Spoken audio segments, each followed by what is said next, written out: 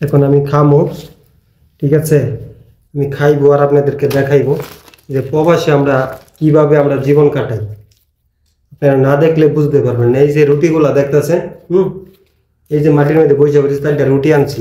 4 রুটি মনে করেন না বাংলাদেশের একটা রুটির মতো হইব না, একটা রুটির মতো হইব না। কি করবো ভাই, জীবন বাঁচাইতে প্রবাসে। বিসমিল্লাহ। ভাই তরকারি জ্ঞানটা ঠিক আছে, কিন্তু সকালে মনে হয় বানাইছে, গরমে তরকারি গেছে নষ্ট হয়ে, পাক্কা নষ্ট হয়েছে গা। তারপরে খাইতে হইব ভাই, করার কিছু নাই।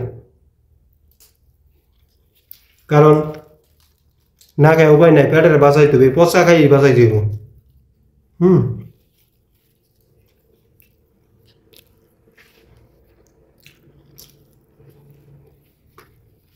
অবশ্যই আমরা কত কষ্ট করি, খালি হাতটা ধুইছি আর খালি খাওয়া শুরু করে দিছি। প্রচুর খিদা ভাই।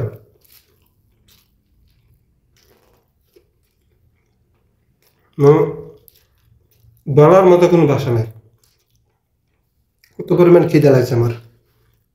কারণ হসপিটালে কাজ করি, হসপিটালে কাজ শেষ করে আবার দোকানও যাই, দোকানও কাজ করি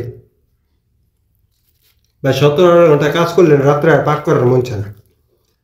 আর বিদেশ যদি একটা কাজ করি না, তো বিদেশে আর জীবন বাঁচত না, দেশের বউ গোলা বানানো থাকতো না।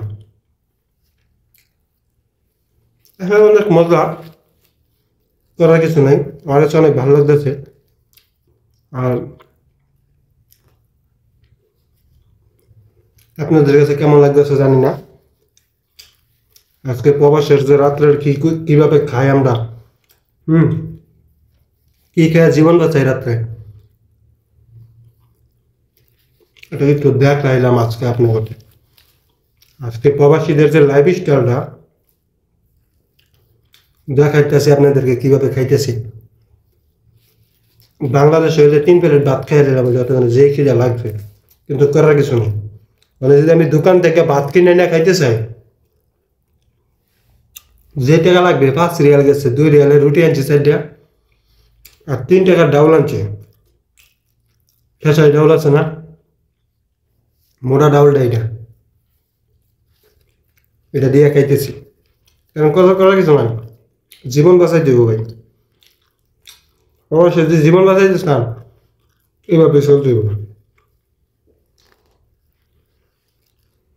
সবাই ভালো থাকবেন।